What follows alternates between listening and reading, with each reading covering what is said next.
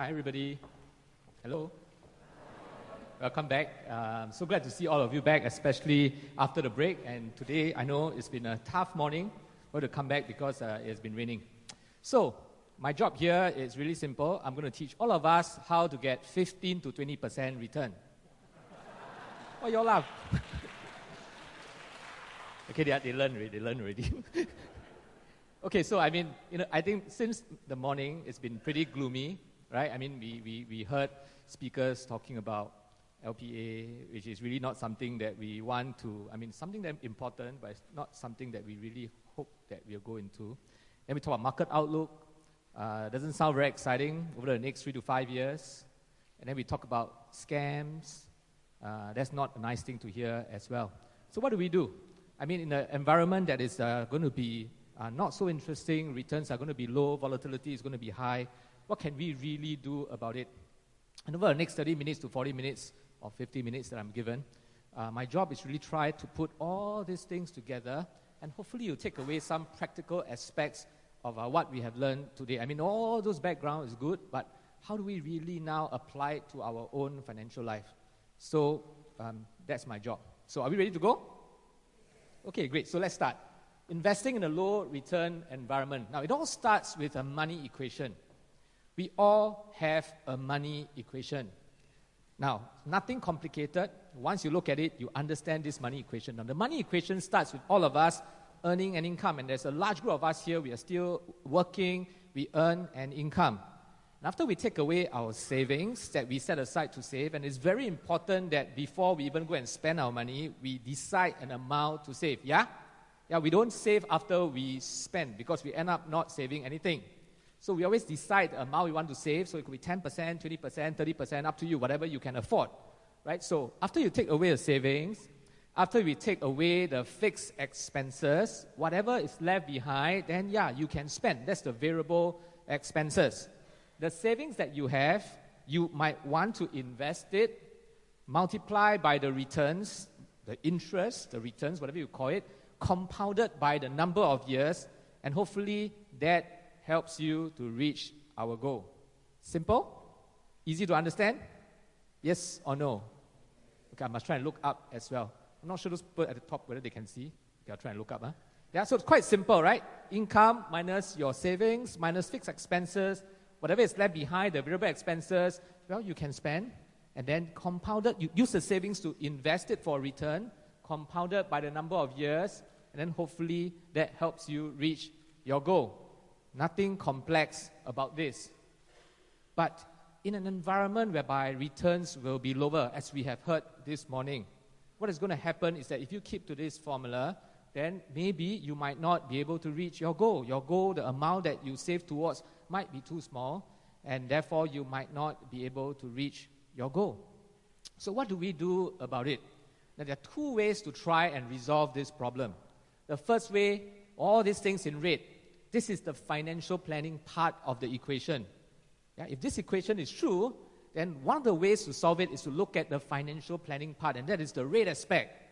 And then, of course, there is the investment part, which is really the returns. The investment part is about returns, getting the returns that we need. So don't just look at it from the investment part when the returns are low. We should also look at it from the financial planning part. So let's start with the first part, part one, which is the financial planning part. All those words in red. So let's start with the financial planning part. Now, if your returns is going to be lower, don't expect it to be like the last decade or so. For those of you who have been investing in the 1990s, you'll remember that if you buy stocks in the American stock market, if you buy the S&P 500, you probably can get an average return of about 12, 13%. But today, that's quite difficult already. If you can get 5, 7%, thereabout, it is really actually quite good. So the return is going to be lower. What do you do with the financial planning part now? Of course, one of the ways to solve this problem is that you save more. Does it make sense? Simple. If the return is going to be lower and you still want to maintain this goal, then the only way to do it, or not the only way, one of the ways to do it is to save more. So you increase your savings. How do you increase your savings? You increase or rather you decrease your fixed expenses. How do you decrease your fixed expenses? You lower your mortgage payments. Don't buy so big a house. don't take up so much loans, especially car loans, and many other fixed expenses that we might have. So that allows us to save more. Of course, the other way is we earn more income. How do we earn more income? Be an Uber driver at night. Okay, I mean, that's one possibility. 2-3 weeks ago, I came back from the US, and in US, Uber is really popular. Because Uber is, the cars are newer, and US, the transportation system is not like us, because it's a very big country, and the cabs are not like the cabs here, so clean, so nice. It's actually safer to take Uber in the States. And when I took Uber, all these Uber drivers, in US, when you call for Uber, it's quite exciting, because you never know what kind of car is going to come. In Singapore, you get the standard kind of cars, because they rent it, and all that. But in US, you never know. And I called for an Uber, okay, and I got a truck that came. I'm not kidding you. It was a truck. It's a big truck. It's not your pickup. Okay, it's a big truck. I have to climb up that truck. And this guy is an Uber driver. And I asked him, why do you want to drive Uber, in a day? And he works very hard a day. And he earns pretty decent income as a truck driver. But for him, he just wants to buy a house. And he's just Ubering around the money he saved just to pay for his house. So, yes, you can earn extra income. If it is feasible, allowable by your company. Earn income, or for those of us in a job, we be the best in what we do. We get a promotion, we get an increment. That's one area now. We all know this. This is really common sense, and I'm not going to dwell too much into this. It is only after that, then you spend what is left. Okay? Another way to do it, of course, is that you delay your goals. I mean, you may want to achieve your goal at age 55, at age 50, at age 60, whatever it is. Yeah, one way, again, is if the returns are low, and you can't do the rest of the things like increase savings and all that, then you delay your goal. There is another financial planning solution to this. Does it make sense for all of us? Yes? So this is the financial planning part. And if still that cannot be done, cannot increase income, cannot save anymore, cannot cut down on fixed expenses, cannot even cut down on variable expenses, and then you want to retire at age 60, 65, or you say that my goal is 65, delay some more, retire what? Expire already. Then the only way to do it is that you might have to accept a lower lifestyle in your retirement. Does it make sense? These are all the financial planning part. And it's important because sometimes we just tend to think on the investment part. The returns are low, so I need to go and get higher returns. And as a result, sometimes we get into scams, right? But don't forget there is a financial planning aspect to the equation. And these are some things you can do. In a nutshell, if you look at the financial planning part, it is about saving more, increasing your income, cutting down on your debt, and living a simpler lifestyle. Okay? That requires a mindset shift. Okay? That requires a mindset shift. It might also mean a delay in the achievement of your goal. That again might be a mindset shift. And also, it might also mean that you have to lower your goal expectation. All these things requires a shift of our mindset. And I'm not saying it's easy, it is tough. Okay, because we are so used to all the luxuries that we have. And to ask us to cut down because the returns are lower seem hard to accept. But really, if the environment is going to be like that, what else can you do? I mean, of course, you can go to the investment part of the equation. We'll talk about that later. Leave that aside first. But, I mean, we can cry, we can shout, we can be unhappy. What else can we do? The financial planning aspect is something that you might want to think of. Okay? But let me just say it one last time. It requires a mindset shift. A shift of mindset to not buy things that we don't need with the money that we don't have, to impress the people we don't even know. That's tough. Okay? We laugh because we know that is true, isn't it? It is true. I mean, I'm guilty of that as well, right? Yeah, sometimes we really buy things that we don't need with the money that we don't have. We borrow the money to impress the people we don't even know. We buy a really big car, we drive on the road, and we think the whole world is looking at us. Nobody cares. Only we care in that small little kingdom that we sit in. It's true. And that requires a mindset shift, because the mindset is material wealth equals success. And so we must have that. But to cut down everything, no face. But that's one way to deal with a low return environment. Okay? And it's something for you to think about. Okay? But that's one way. Okay? Now, then let's talk about the investment part. Now, if the financial part, planning part, you do it, yeah, there's still something we can do at the investment part of the equation. Of course, to deal with the low return, we try and find returns instruments that give you a higher return, right? If the investment environment is bad, the returns are low, okay, I want to look for something that gives me a much higher return. But as we all know it, the higher the return you want, the higher is investment 101. Low risk equals, come on, let's say that again. Low risk equals, high risk equal, wrong. High risk equals potential high return, because high risk can also be low return. Because you go and buy ostrich egg, you go and buy the agar-agar wood or agar wood lah. Okay, or don't know what, Geneva gold and what is the other one? Swiss gold, Geneva, Swiss, same country. It should have given you a clue, right? So high risk doesn't mean high return. High risk can also mean low return because you can lose money, right? So the higher the risk you take, the higher the uncertainty of us reaching our goals. We have to understand that, and not everybody likes this. The higher chances of us affecting health, because day in, day out, we are thinking about our investments. We are thinking about the stock market. We are thinking about our agar-agar wood.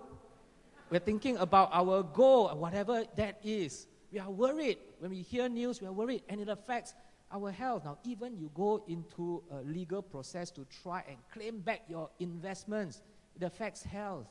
By the time you get it, you might not have the health to spend it. High risk means bad things for your health, right? The higher the risk, the higher chance of it affecting your family relationship. Because when we are so stressed with money, we go back home, we kick the dog. Better don't kick your spouse, but you can kick the dog.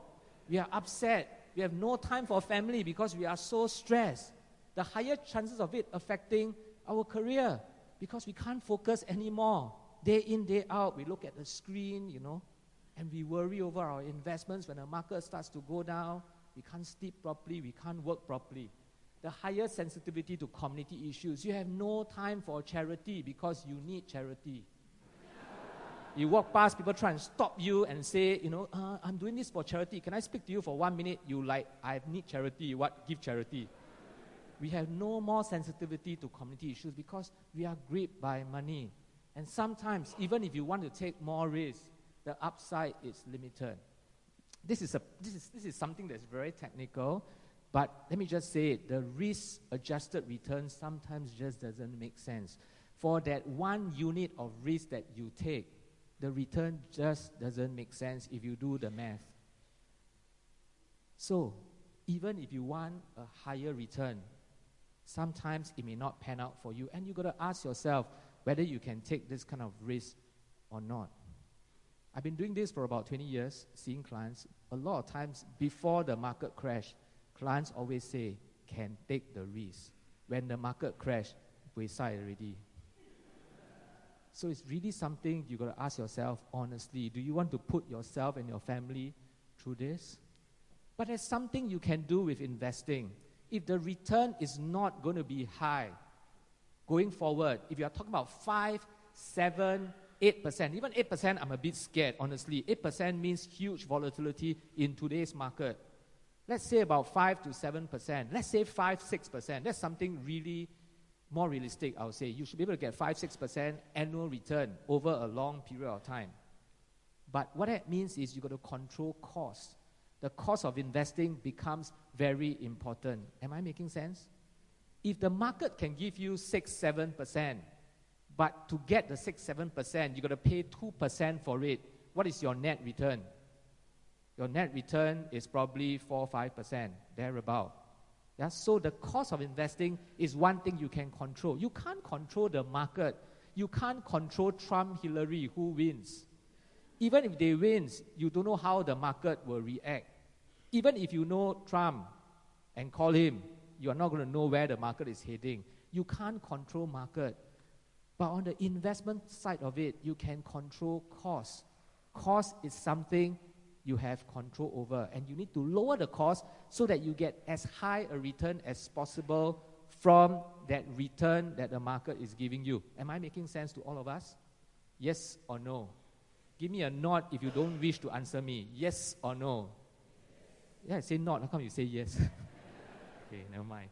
Okay, so how do we lower the cost of investing? We find instruments that are lower cost. CPF, look at it as an instrument. It is low cost. CPF interest special account currently gives you how many percent? 4 to 5% guaranteed at this moment. Guaranteed. It is a AAA government risk. The only risk is what? Singapore government go bankrupt, cannot pay you back. Yes? Those of you have attended my talk many times already. So I'm going to ask you this question. Is it possible that the Singapore government goes bankrupt? Yes or no? Yes. Wow, so... Yes is probably right, but the correct answer, what is it? It depends on how you vote in the next election. Okay, that's the... so those of you who have known, you attended many times. So it's true, but okay. Generally speaking, we know the risk is pretty low, but the interest is high. I mean, it's really difficult. If you ask any investment professional, they will tell you to get 4% guaranteed, almost risk-free in this environment, it's impossible. Okay? But I do want to say this. Okay? I do want to say this. I love our CPF interest rate, but please know that the current 4% guaranteed is a yearly renewable promotion. You understand me? Because if you do not know already, since 1st of January 2008, our special MediSave retirement account interest rate is pegged to the 10-year Singapore government bond plus 1%. That is the formula. What that means is that if our 10-year bond does well, your SMRA, Special MediSave Retirement Account interest rate will do well.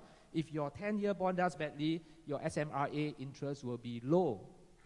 Yeah, and the current 10-year Singapore government bond hovers around maybe 1.7, 1.8%.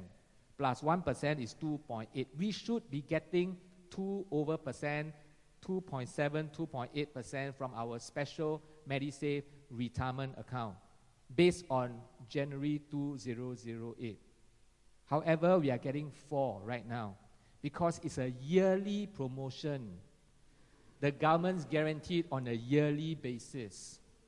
It can be taken away. It might be taken away. Okay, so while this is good, okay, it will change. I have to keep saying that because otherwise we get very upset because you say, Christopher says 4%. I put, then the government remove the guarantee, then drop, then you throw eggs at me. So let this be proof. You are all witnesses. The interest rate can change. The guarantee can be removed. Currently, it's still good. And it's low cost because there's no commission involved, no management fee, nothing. One option, okay? Now, of course, you have CPF Life. This is not a talk for CPF Life. CPF Life is an annuity, 4% as well. For retirees, if you are thinking of buying an annuity, don't need to go and look at the insurance company's annuity. Don't waste time. You can't beat this. No commission, interest higher. Don't bother to look at what the insurance company has to offer you unless you want more than what the CPF Life can give you, then okay. But otherwise, this is better. Okay? Now, I'm going to talk a little bit about Lifetime Retirement Investment Scheme because this is pretty new. It just has been recommended by the CPF Advisory Panel. Not implemented yet, but I'll talk about it later, okay? Now, there are other instruments you can use. They are low-cost, passive instruments, which I'll talk about it. Okay? And then there is this new thing, not really new, but maybe new to many of us in Singapore. It's called evidence-based investing. I'll talk about it as well. These are some of the instruments that you can use that they are low cost. And again, low cost is very important in a low return environment because you are trying to maximize your return. So let's talk about CPF first. Now, of course, if you like the CPF interest, okay, you can, of course, transfer money from your ordinary account to your special account because OA money is 2.5% to 3.5%. You can transfer to your SA, which gives you 4 to 5%. You can do that.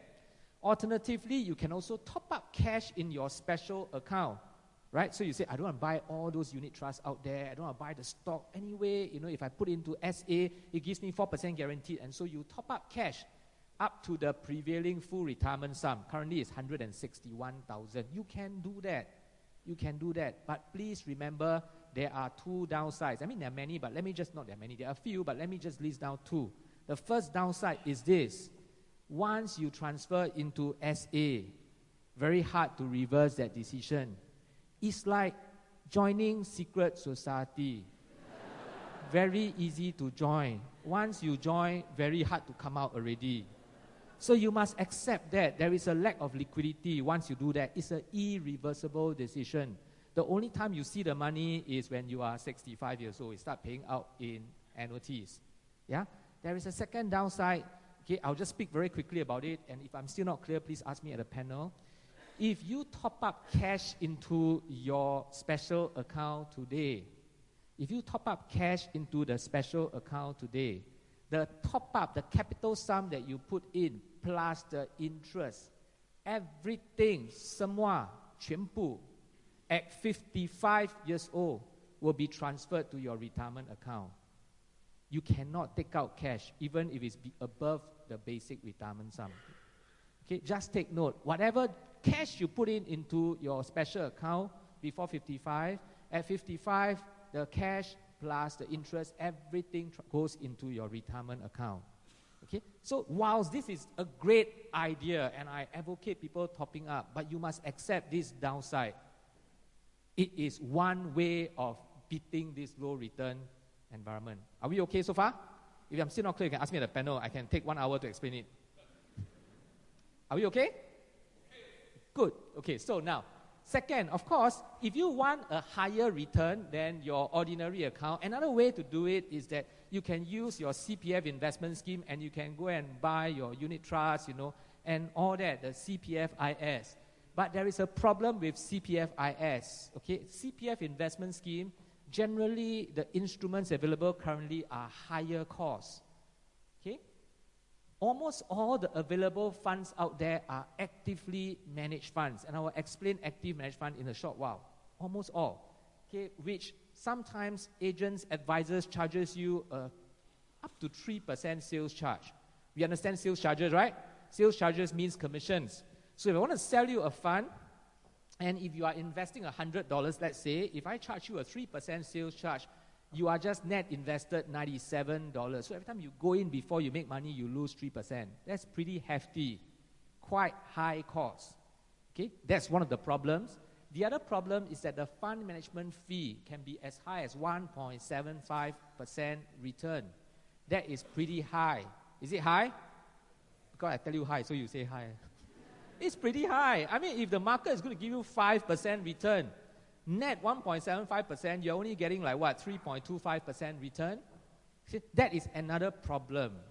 Okay? Now, I'm not saying that high fees means bad. I'm just saying that this is one thing you can definitely control because it is into your return. Now, the other problem with investing through CPFIS, or for that matter, in any investment, is this problem, investor behavior, because we tend to time the market. We tend to think that somebody out there knows exactly which stocks to buy, which stocks to sell, when to go in, when to go out. You think that all of us here knows. Actually, we don't know. We just make you think we know. But actually, we really do not know. Because if I know, why should I tell you? If I tell you, then you go and buy, then my return drop already. So I won't tell you, right? All of us, except me, won't tell you. I will tell you because I'm not selfish. The rest selfish. I won't tell you either. We tend to time the market. We get in, get out. And that is what we found out. People who try and get in, get out, they always do badly. The third problem is the lack of investment knowledge, experience, and time to manage the investment because you don't do this on a full-time basis. So if you want a higher return and you want to take your CPF money out to invest, problem is cost, and problem is we may not have the knowledge to do it, and we go in and we go out. And it is because of all these reasons that in the recent recommendations made by the CPF advisory panel to the government has been accepted, not implemented yet, okay, just recommended. This thing, LRIS, okay, was mooted. Okay, now what is LRIS? No details, but I'm going to give you a conceptual idea what it is so you know in advance before it's being rolled out.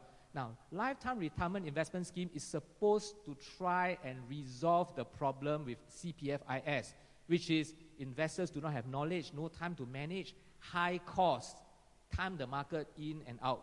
This scheme is supposed to take care of all these problems. So effectively, it is like that, okay?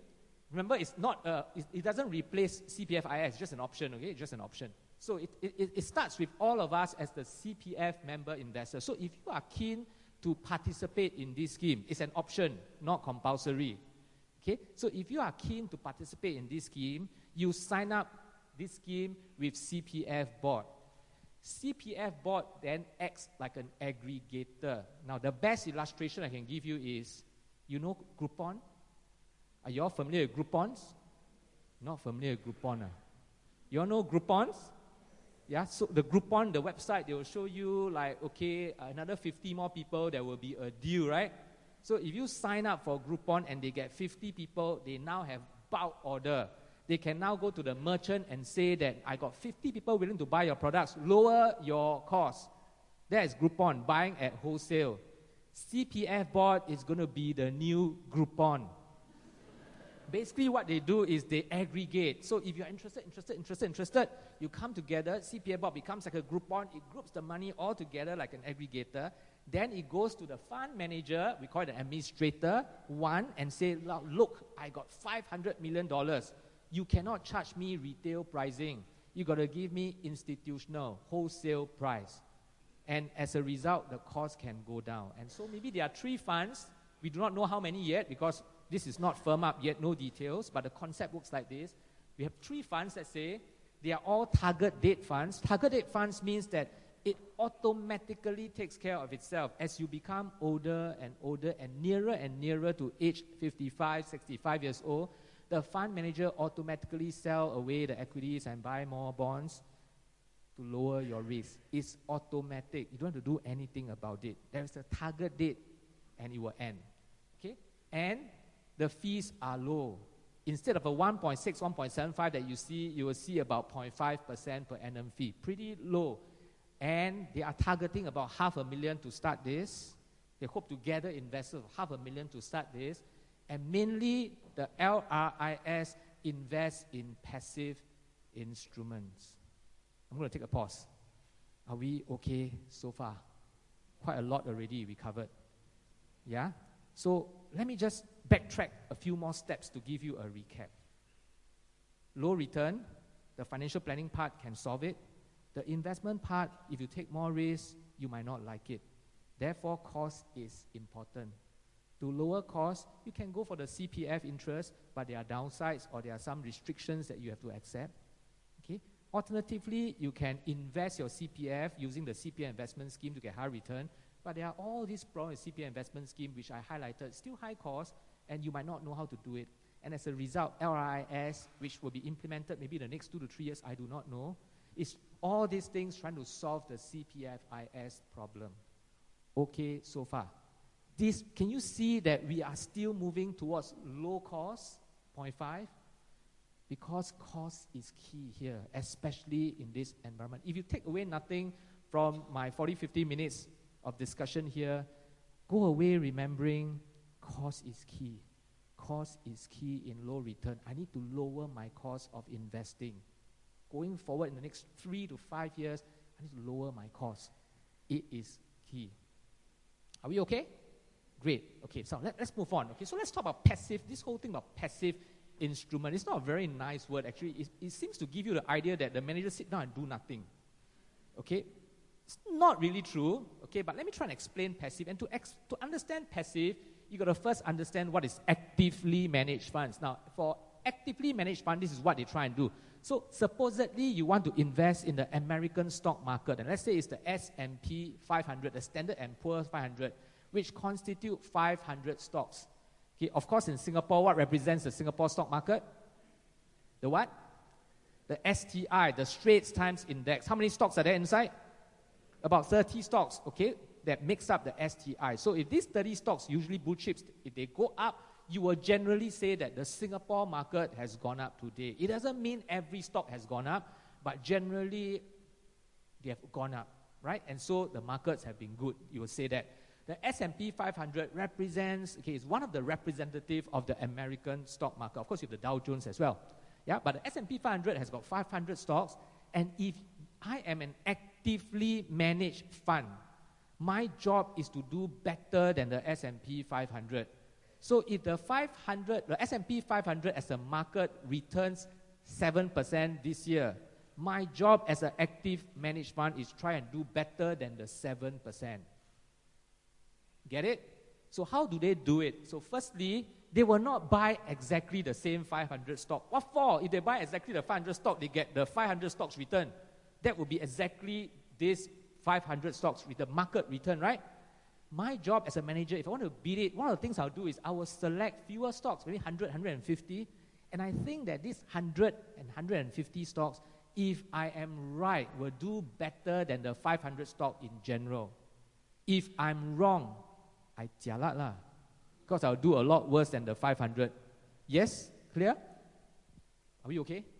The objective is to beat the index. That is the objective. Yeah? Now, because the job is to try and pick the stock, analyze the stock, visit the company. There's a lot of things that needs to be done.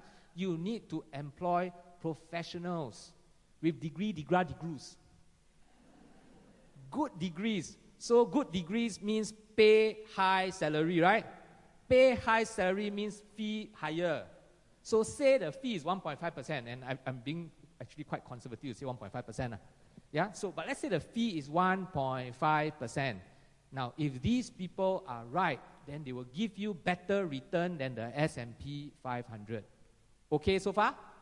Good. Okay, now, so how is passively managed fund different? The passive manager, they don't bother to try and beat this S&P 500.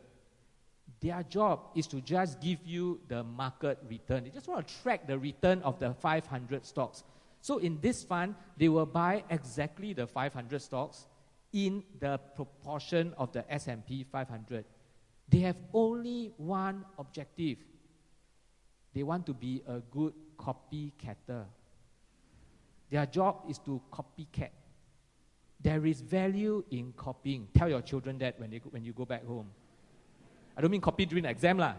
Yeah, but there is value in copying. And their job is really to try and copy as close as possible to the index. They are trying to minimize what we call tracking error. Stay as close as the index return as possible. And because their job is just to track the 500 stocks, they don't have to choose and all that. The fees are a lot lower. It is between 0.1 to 0.3. Just look at the difference between the fees.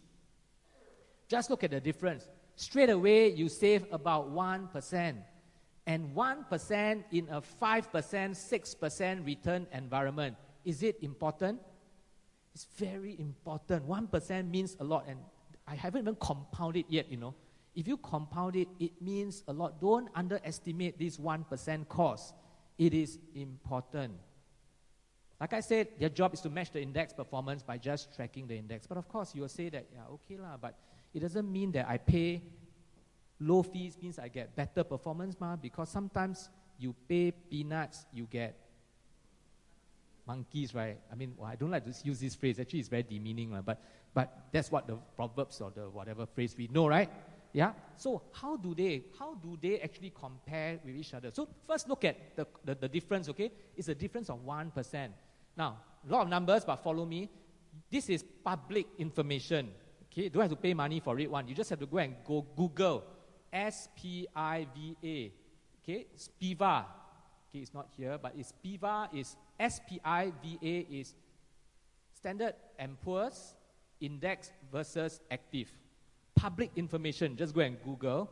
Okay, Now, this is basically a comparison of all the actively managed funds versus the benchmark, the index, the market. This is US funds. Okay, so they compare the performance of the market, like the S&P 500, versus the funds that are trying to beat it. Am I clear? Different categories, 1 year return, 3 years return, 5 years return, 10 years return. They want to see how many of these funds actually do better than the benchmark. Or, in this case, how many of them lost to the benchmark, lost to the index, lost to the market. If you can see 1 year, 3 years, 5, 10 years, can you see most of the funds, most, 90-80% of these active funds, they actually lost out to the market. Am I clear for this chart? Yes? So they don't actually beat now. I'm not, again, I want to emphasize that. It doesn't mean active cannot beat the benchmark. I'm just saying most don't. Okay? And this is public information. You can go and Google it. This is international equity, means outside of the US. Again, 1, 3, 5, 10 years, you can see most of it actually don't beat the benchmark. Okay, these are bonds, fixed income. Again, you can see most of it, okay, they don't beat the benchmark. They don't beat the index. Are we okay so far? Yes? But this chart also tells you one thing. There are active management companies that actually beat the benchmark, because it's not, otherwise it'd be 100% for everything, right? There are still people whom they can beat the benchmark. The problem is this: finding them. And not just finding them, making sure that these people continually beat it. Because I can be first in class, which I have never been in my whole life. My best track record was when I was in primary 3. I was third in class. And I never remained in that quartile anymore.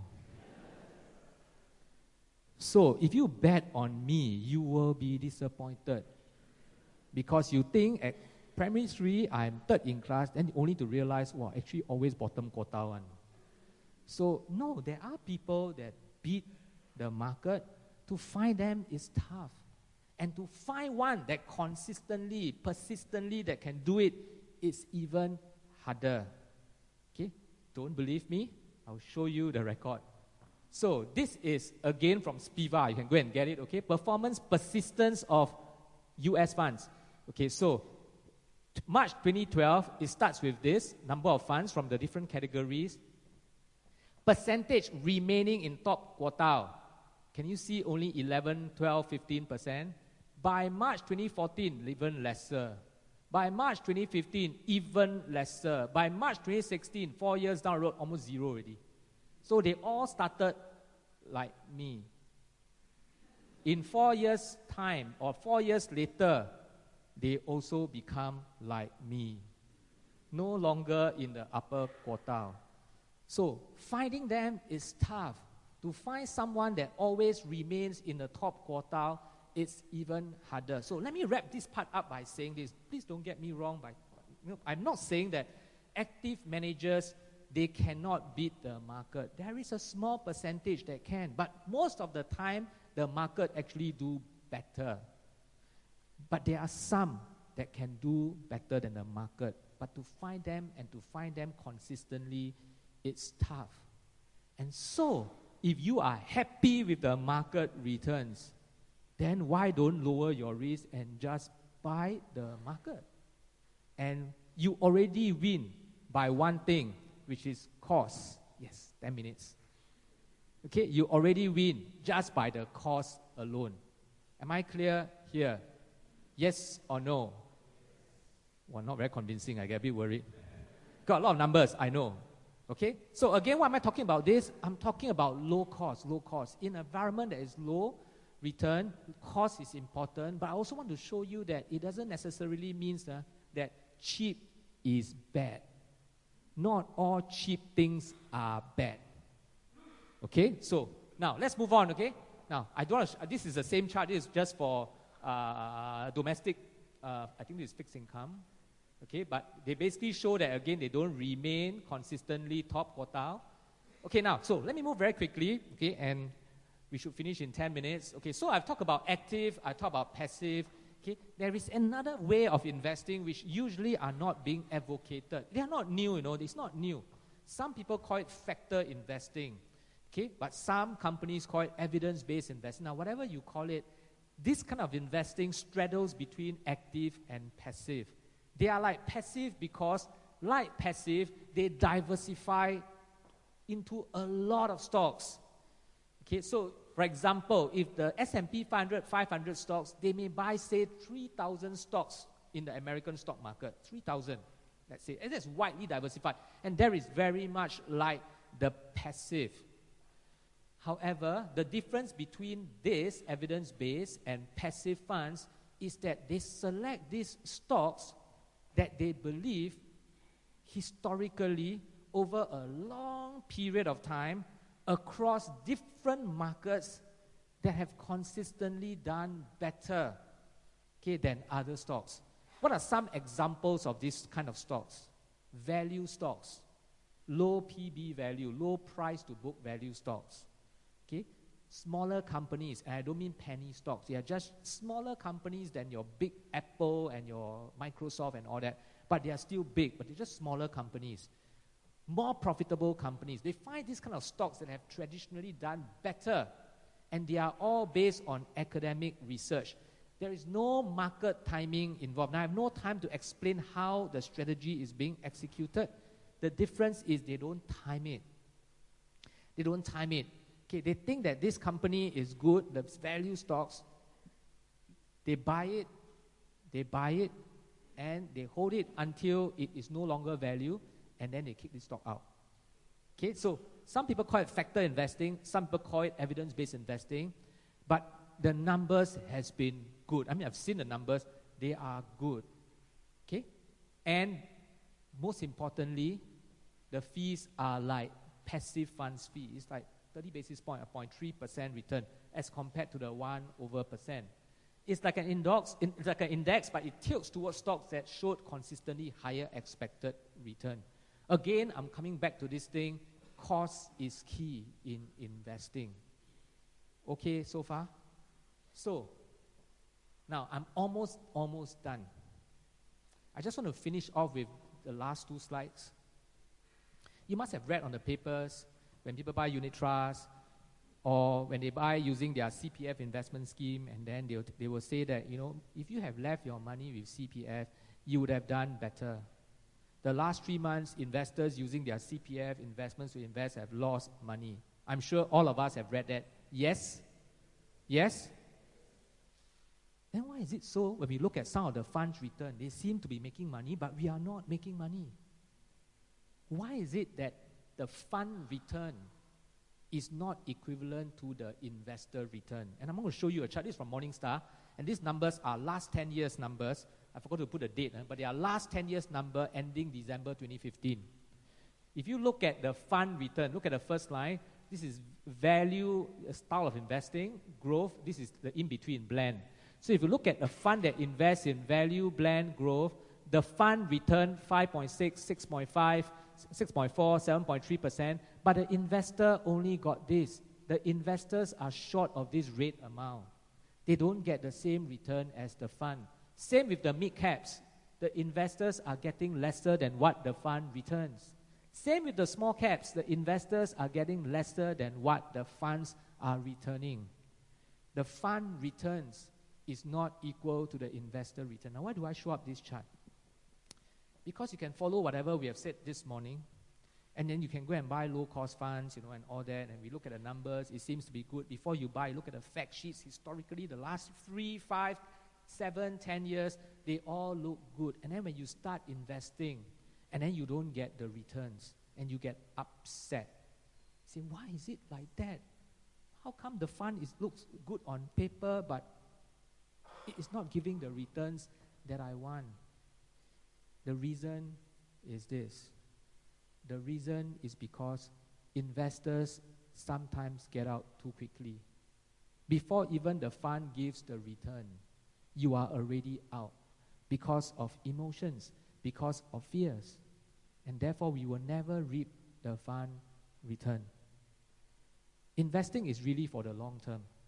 And when I say long term, I don't mean 50 years. You need to have at least, I would say, if you invest in the equity market, at least 10 years. If you are investing shorter, that is not investing. That's speculating, because you really have to find the best time to get in and get out. I wish I can show you a chart. I don't have it here because the numbers are too big. Across market, the numbers are from 1928, the Great Depression, all the way until today. That's like 100 years of return. All markets. Okay, it's very exciting when you look at this chart, because if your investment time horizon is 100 years, or 100 years, 10 years, sorry.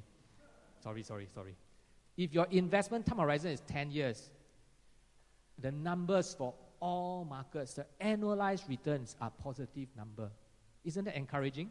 That means if you invest in a market and you stay invested for 10 years, your annualized return is a positive number. The short term, a lot of rates. But the 10-year, for all markets, based on 100 years of history, is a positive number.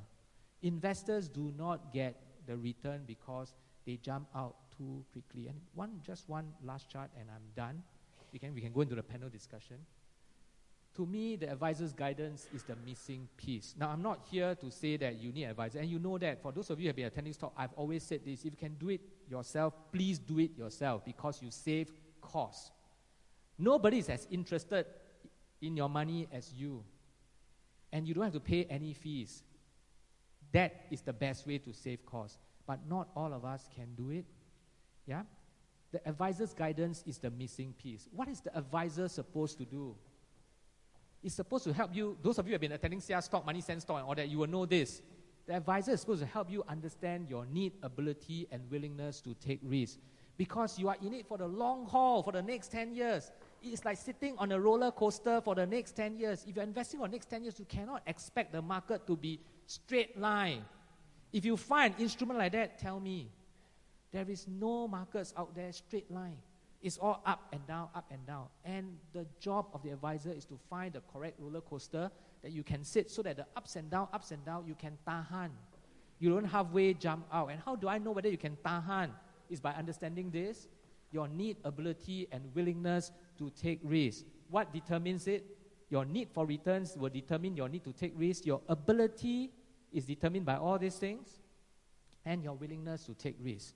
The three must come together. Okay? You must be sick of listening to me repeating this all the time. But the reason why I keep repeating it is because this is the key that turns your investor, your fund return, into your return. Once you know the kind of risk that you take, you then decide what kind of portfolio you should be in, whether it's more equities or bonds. Once you do that, then you go and select the instrument. Okay, this is like the recipe of what you want to eat. Instrument selection is like buying the ingredients to cook it. So the instrument selection, you can buy ETFs, you can buy index funds. ETF index funds are passive funds. Yeah, you can buy evidence-based investing funds. Then you go and invest it, but there is a need to regularly rebalance it. Why? Because you may start with a 60% investment in equities, 40% in bonds. 1 year later, it may look different. I need to rebalance it to make it back to how it originally looked like, so that you can stay invested. This process must be done continuously. So let me end with this. If you choose the correct vehicle, the correct instrument, it will give you the returns. It will give you the returns. I have looked at the data.